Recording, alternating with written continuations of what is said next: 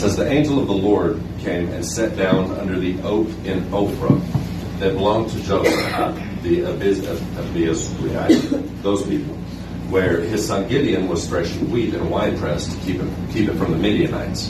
When the angel of the Lord appeared to Gideon, he said, the Lord is with you, mighty warrior.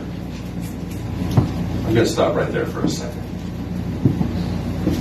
So, at this point in time, Midian had been ravaging Israel. I mean, they have been stealing crops. I mean, it's ridiculous. It's causing a famine. And in order for this mighty warrior to keep what he had harvested from the hands of his enemy, he hid. He went into a hole to thresh wheat. Okay? Now, when you threshed wheat in the Old Testament, you took it to a high place where there was a lot of wind, so that after it was done, you could throw it up into the air, and the wind would blow away the impurities, and the wheat would come back down, and you were left with your wheat that you could use for flour and things of that nature. Wine presses were in a hole, like I talked about earlier. So he went from what was intended to be done on the top of a mountain to hiding in a hole trying to do the same thing. Now, these verses say the angel of the Lord, not an angel of the Lord. Who do we think the angel of the Lord is? I'm going to go out on a limb and say that's Jesus in the Old Testament. Because if you look in the New Testament, an angel of the Lord appeared to Mary. Not the angel of the Lord. An angel of the Lord appeared to Mary. Okay, in Genesis 16:13 it said he appeared to Hagar, who calls him the God who sees me. In Genesis 22:16, the angel identifies himself by saying, by myself I have sworn. And Genesis 31:11-13, the angel calls himself the God of Bethel. This is Christ. This happens throughout the Old Testament. When you get to the New Testament, it's an angel of the Lord because Christ is with us. But this tells me he always has been. So,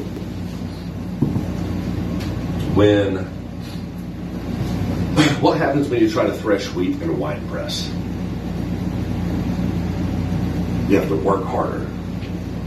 You're no longer relying on the wind to blow away impurities.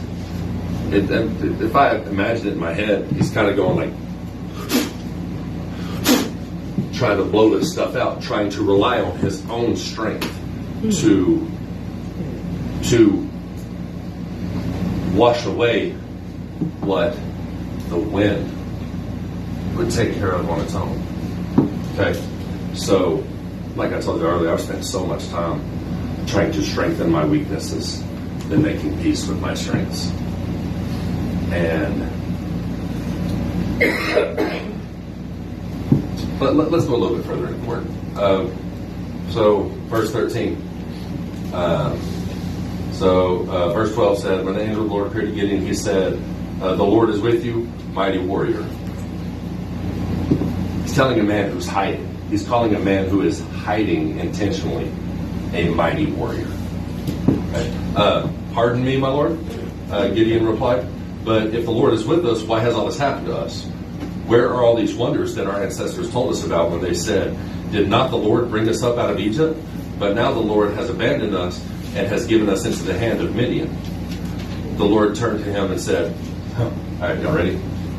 So I kind of halfway expected kind of a tete-a-tete, but Lord, what about this? And God would be like, hey, well, this is why I did that. And then I kind of spread a banter, if you will, But he answers none of his questions. He says, go in the strength that you have and save Israel out of Midian's hands, am I not sending you? So, give you a little extra on Gideon. He's kind of a wuss. We talked about a little bit of this last night. He is the least in his family. His family is the least in their clan. And their clan is the least of the tribes. God doesn't care who you are. Moses had a speech impediment. He told him to go talk to Pharaoh, who back then pharaohs were considered to be gods in the eyes of Egypt. They were worshipped as such.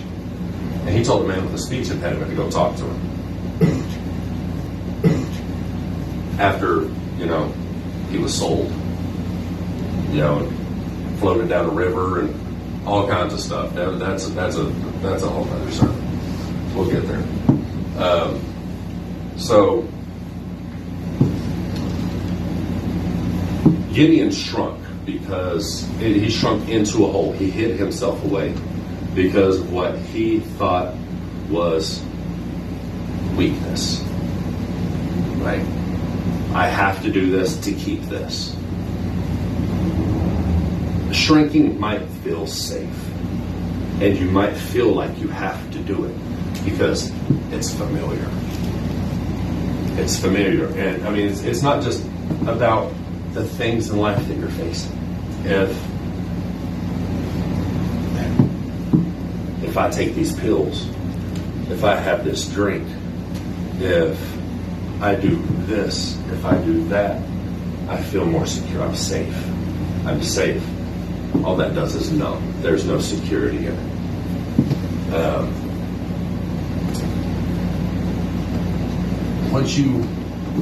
How many survivors do I have in here? Like survivors. Survivors. And I don't just mean people who are alive. I mean, like, your faith was almost ripped from your hands. Absolutely. We almost lost her when she was 9 years old. We have some survivors in here. And it's easy for survivors to get stuck in survival mode. And when you're in survival mode, you stay safe because there's security in it. Because of a certain way it makes you feel.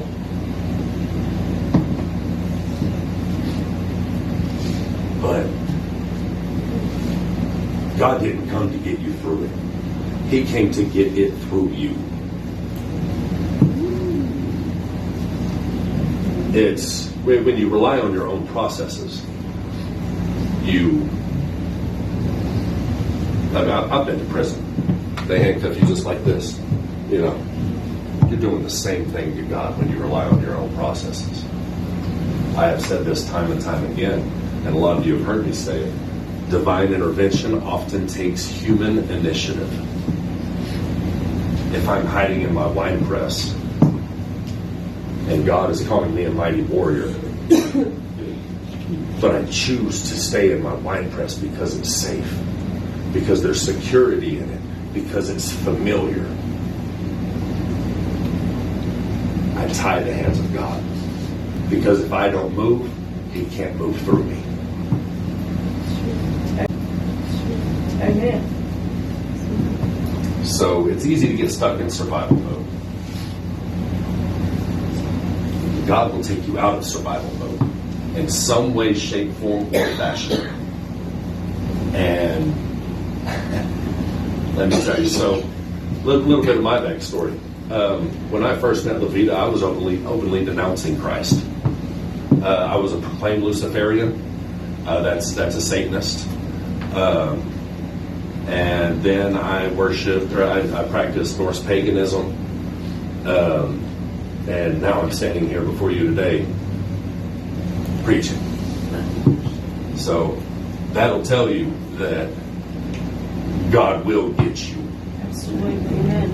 God will get you. Thank God. And if I had to put a verse on that, flip over to Ephesians if you will. Chapter 3.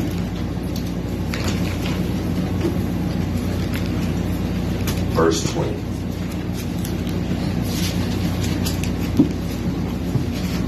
What verse? Verse 20.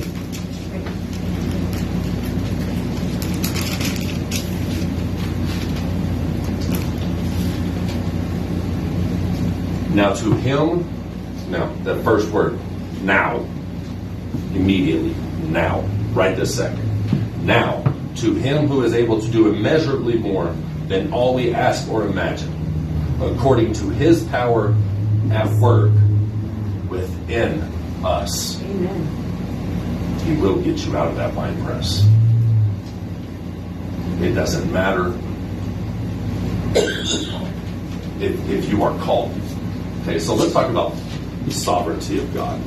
Okay, let's talk about if his plan and all things working together, right? I turned my page the wrong way. So,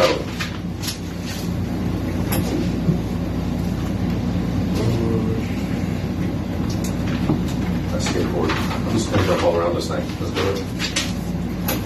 So,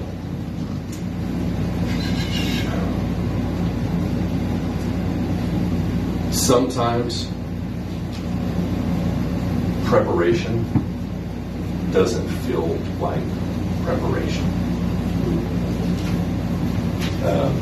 It almost feels pointless. It's painful. But if all things work together and God is sovereign, then all things are preparation for his calling on you. Amen.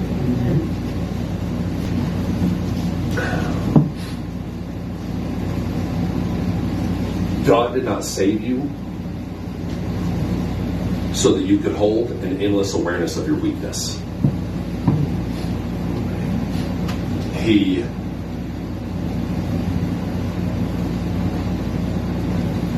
If he saved you, you are called.